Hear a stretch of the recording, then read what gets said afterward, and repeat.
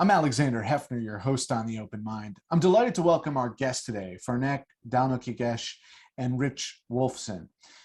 They are together co-authors of Nuclear Choices for the 21st Century. Rich is a physicist at Middlebury College, and Ferenc is a scientist in residence at the Middlebury Institute. Welcome, gentlemen. Thank you. Let me ask you, Rich, to begin with. You have studied for much of your career, including in this most recent book, nuclear technology and nukes. And we'd seen a few decades go by without really concern about their deployment or use. And suddenly, Russia invades Ukraine, and there is the prospect of not just a single weapon of mass destruction being deployed, but a nuclear annihilation. Were you surprised at how quickly that became part of the discussion since Russia invaded Ukraine? Well, that's an interesting question. I both was and I wasn't. In the book, we go to great lengths to remind our readers that we are, in fact, in this situation of potential nuclear annihilation at all times. And we make the statement that our country could be destroyed in half an hour, and there's absolutely nothing we can do to prevent it. So in that sense, nothing has changed. What has changed, of course, is the saber rattling and the actual threats possibly to use these weapons. And I must say, I found myself quite surprised to go back to the mindset of thinking of a great power nuclear exchange. In the book, we actually probably put more emphasis on terrorist nuclear devices or rogue nations, North Korea particularly. But we really played down, I think, the danger, the political danger that this would actually happen between the superpowers. Nevertheless, we kept reminding our readers that the potential is there in these thousands of nuclear weapons that both the superpowers have. But I am very surprised to find myself thinking again, as I did in the Cold War. Ferenc, how about you? Yeah, I agree with that. I'm also very sad in some sense, because it's been years now that we've had this problem with all these nuclear weapons in the United States and in Russia. And we had a chance to really remove them and get rid of them. And now we see that we missed that chance. In other cases, we have made tremendous progress, but in that case, we really missed our chance. When you say we missed our chance, you mean that you thought it was realistic.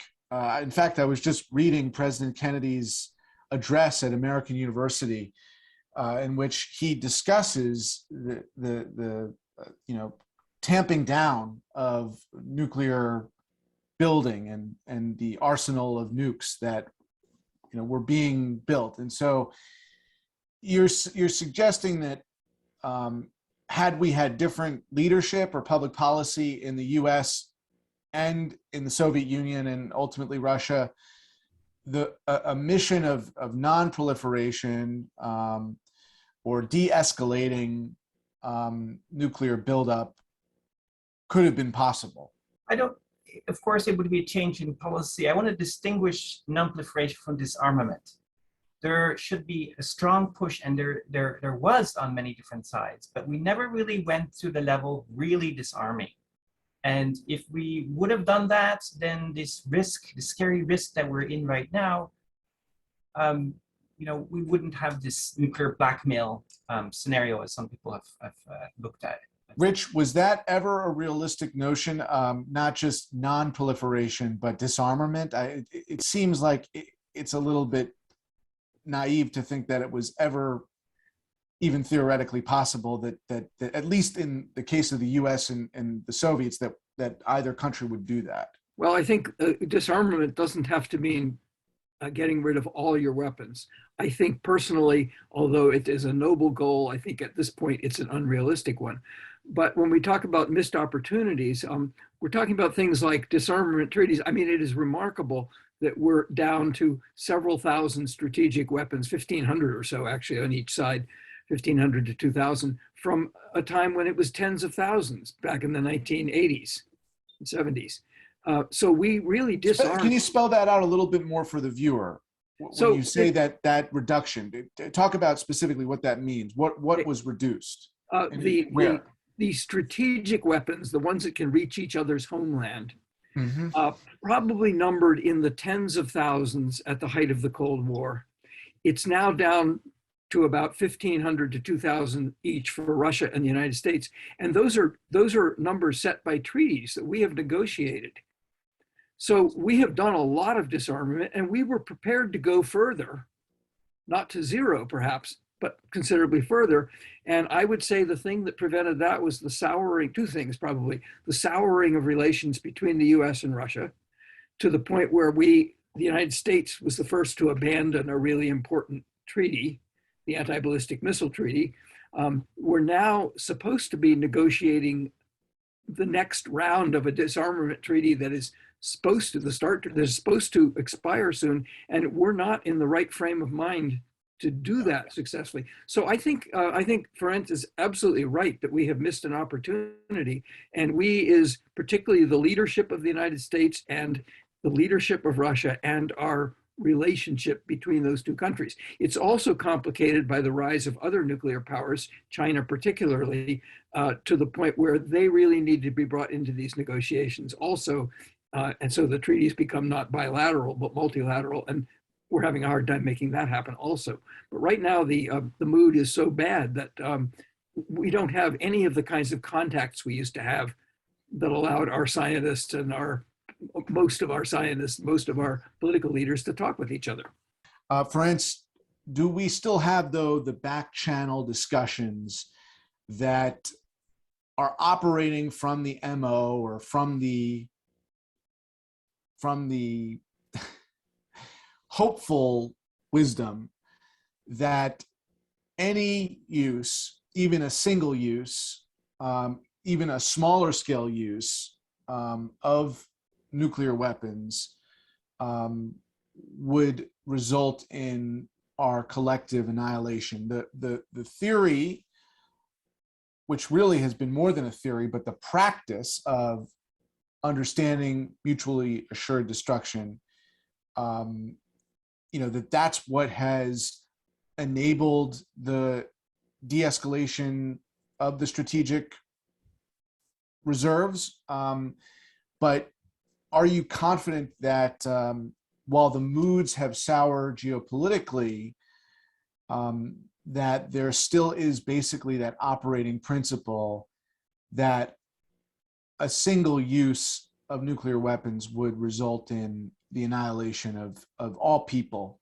I guess I would answer that in two ways. I mean, the machinery of this disarmament practice going through these treaties, that's still there. The same people are still there in the United States and in Russia, and we know what to do. So that's a good thing. The problem I have is there has been some erosion in terms of the real serious impact of nuclear weapons, of really having that perspective. So, for example, Hiroshima happened 70-something years ago, and Nagasaki, now we're building nuclear weapons that are lower yield nuclear weapons, which sounds like a great thing, but it's actually something that can be quite destabilizing because it means that you could potentially use that. It's more usable nuclear weapon. So the perspective that you started with is by saying, do we still have this mentality of you really can't use nuclear weapons? I don't know. I really kind of on edge about that. I think because of these low yield nuclear weapons, I get concerned that they could be used in a conflict. And then, of course, it could escalate further into something, a larger and wider conflict. So I worry about those kinds of things. Rich, in the context of our current geopolitical tension, the Ukraine and Russia situation, it has been speculated that given the either ineptitude or antiquated nature of the Russian conventional military and its operations, that it might take nuclear, biological, or chemical weapons in order for Russia to achieve its goal, if in fact it is its goal to take over the whole of the country. So I suppose people have been mentally preparing for a chemical weapon attack, possibly against the Ukrainian people, and keeping open the possibility that that Russia would more aggressively bomb the entirety of the country, if not deploy a nuke.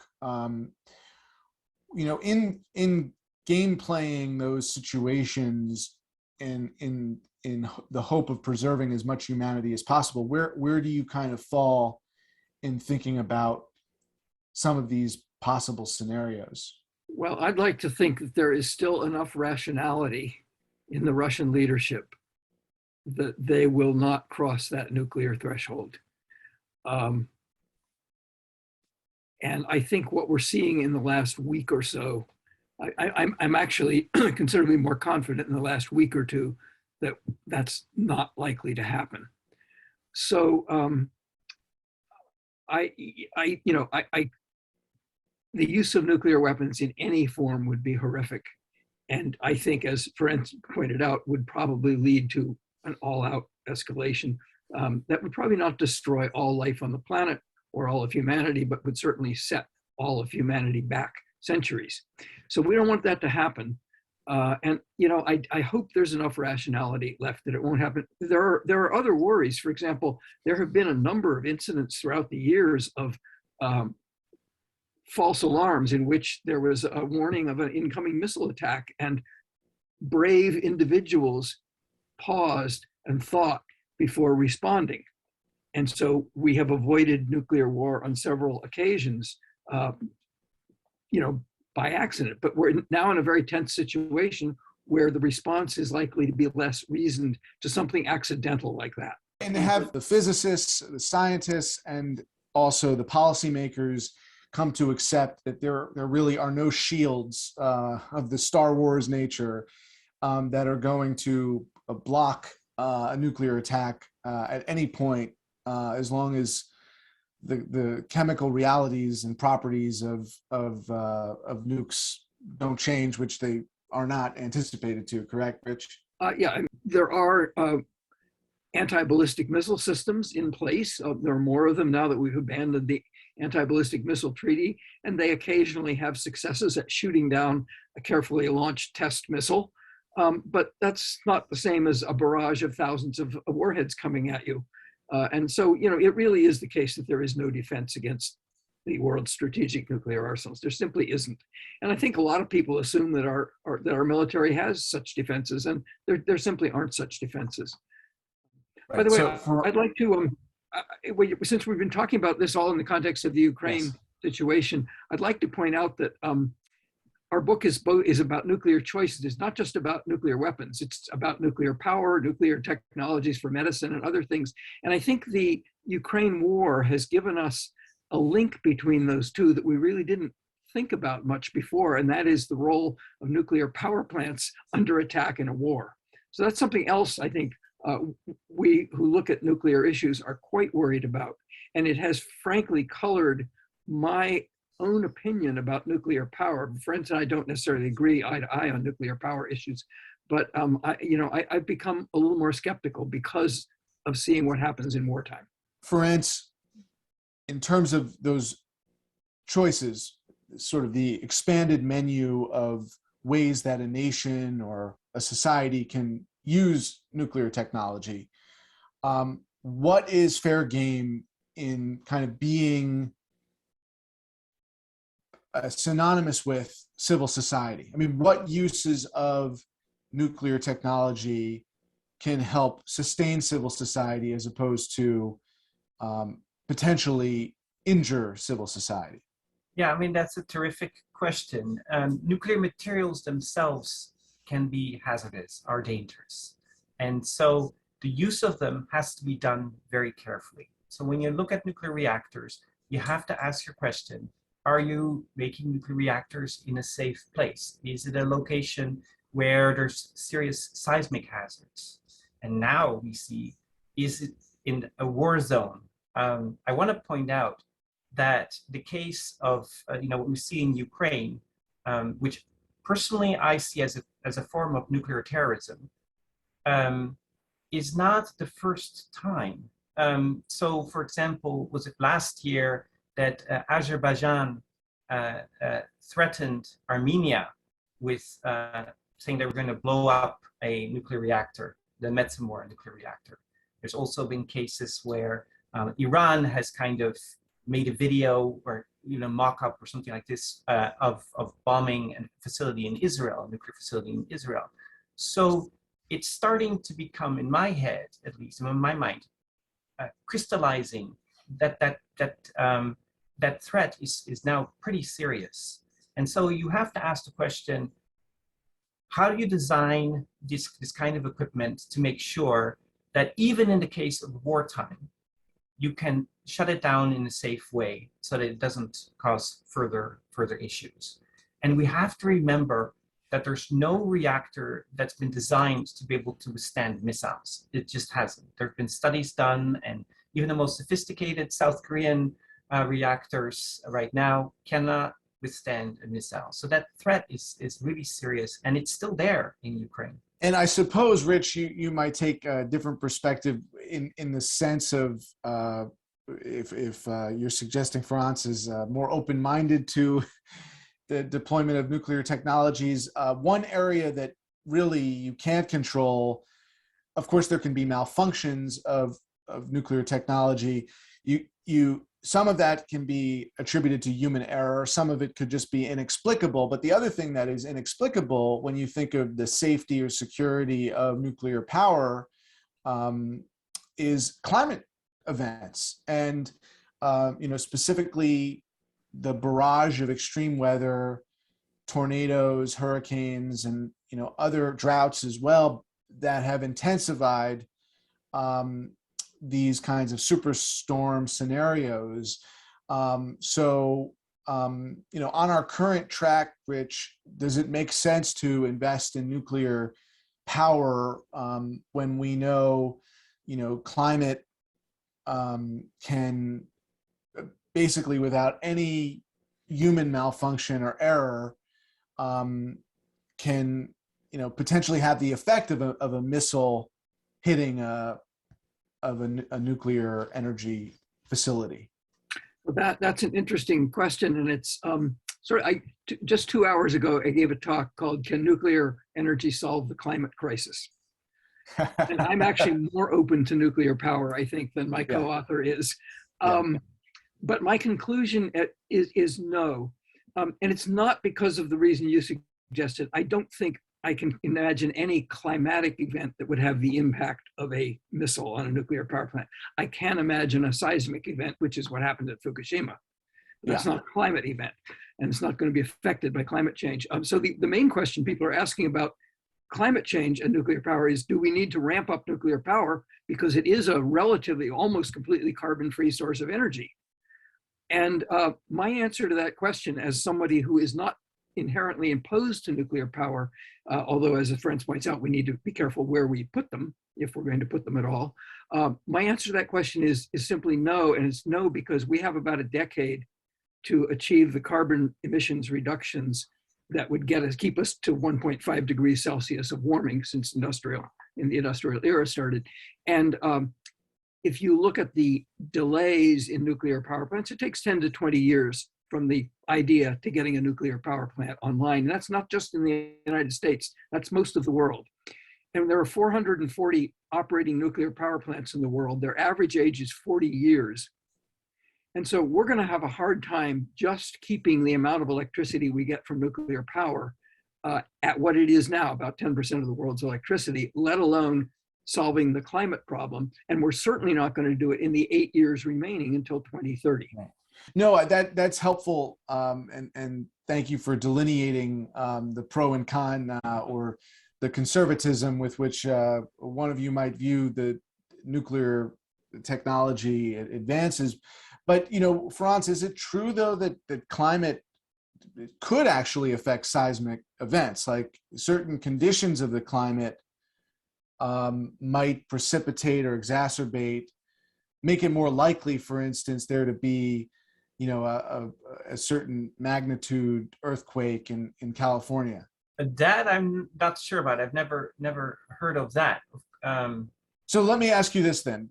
But there's ingress of water, of course, that you have, which is a concern, and that could, of course, affect seismic events. But I thought that is something that may be mentioned and may be mentioned without scientific evidence to date. It may just be a speculation. But what I want to ask you is, as someone who is more skeptical or just more concerned about the placement of nuclear energy facilities, have we been smart, just speaking from your study of America, and maybe you can expand it to the world, have folks been smart in where they have constructed these facilities, especially in light of what Rich mentioned, the disaster in Japan? Well, I think there's many places, for example, here in California, the reactor Diablo Canyon, where I believe they found faults there after it was built that they did not know about. So, and that's been happening over and over again. So,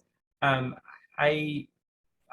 sincerely concerned about placing reactors in areas where there is serious seismic activity.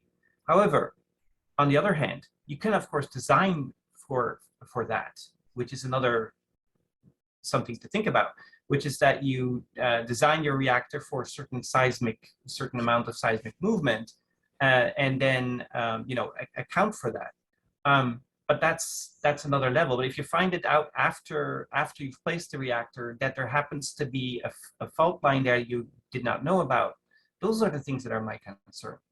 Rich, what about you in terms of this question of geography, which seems pretty salient in considering how strategically, how safely folks would be building the nuclear technologies that you envision in your previous talk that you mentioned, can help resolve the climate crisis. So, in the last decade, for example, have the folks building in the US been smart about where they have built? Well, we haven't been building nuclear reactors in the United States for a very long time. We have 2 under construction now in Georgia. They're the first new reactors in decades that are being built in the United States. One of the issues— And why? Explain why that is. Well, it's largely for economic reasons, but it's also partly the reaction to 3 Mile Island and Right. Chernobyl, and the sort of general decline of nuclear power. In the talk I just gave, I showed a graph where nuclear power's percentage of the world's electricity rose to about 18% in the mid-1990s and has now declined to about 10%. Nuclear power is undergoing a decline, and the reasons are largely economic, but also concerns about safety. I don't think the siting issues are the main things we need to worry about. We do need to be smart about siting these things. And one thing everyone needs to understand is large power plants require huge amounts of cooling water. So that's why we find them sited, as in Fukushima, on the ocean, in the 2 California plants right along the coast, because they need huge amounts of cooling water. And in California, of course, you have the seismic risks. But this business about whether the climate is going to affect the seismic risk, I think that is, with the exception of extra water getting in and lubricating faults, which is, I think, a fairly minor effect. That's not something we need to worry about. And you mean it, the effect of floods or coastal erosion, that those are possibilities, but not large enough to consider, potentially stopping potential plans. The one remaining plant in California that Ferenc mentioned is about to be shut down. And California will have to replace that electricity. I think we do need to be careful where we site nuclear plants. That's not what I'm saying. What I'm saying is I don't think there's a connection between climate change and increased seismicity that is at all significant. As we close in these last couple of minutes, just to revisit the question of potential nuclear accidents or the use of nuclear fissile material, that there had been the concern about nuclear weapons in the hands of terrorists. You both alluded to it. what is facing us presently is the Ukraine-Russia situation. But in the event, and I'll just pose this question to you both as a concluding question, in the event that there was a single use of nuclear weapons, would you imagine it to be on the same scale of Hiroshima and Nagasaki, or what scale do you think or form would it take? Starting with Ferenc and then Rich. You can design nuclear weapons to be different yields. You can design them to be smaller than the yield that you have when the bombs were dropped on the Japanese cities of Hiroshima and Nagasaki. But I think that's the kind of destruction that you would look at. And the purpose would not necessarily be for destroying a city, or right now I'm not sure anymore, but they would be for destroying hardened targets, so particular underground locations and for these kinds of things. But I want to emphasize, if that would happen, it would cause a major escalation. That's why I think it's really unthinkable or very unlikely that it would escalate in this direction, given how careful NATO has been to not go to the next level and support Ukraine with fighter jets and those kinds of things, because that's exactly what they're afraid of. Rich? I just don't like to imagine that. Yeah. You asked about a single use of a nuclear weapon. If we're talking about in Ukraine, if it happens, it's likely to be a low yield weapon, as Francis indicated. But the problem is you escalate from there. And so the strategic weapons in our arsenals and that's sitting on our missiles are typically 30 times the explosive yield of the Hiroshima bomb.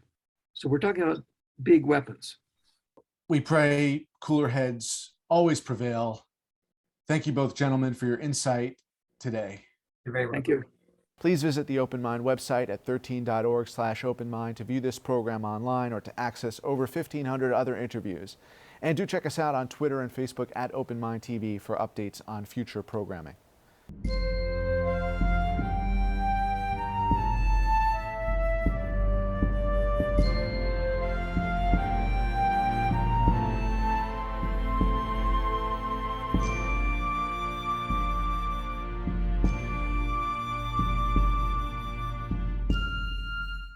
Continuing production of The Open Mind has been made possible by grants from Ann Olnick, Joan Gans Cooney, Lawrence B. Benenson, the Engelson Family Foundation, Alfred P. Sloan Foundation, the John S. and James L. Knight Foundation, William and Flora Hewlett Foundation, Joanne and Kenneth Wellner Foundation, and from the corporate community, Mutual of America.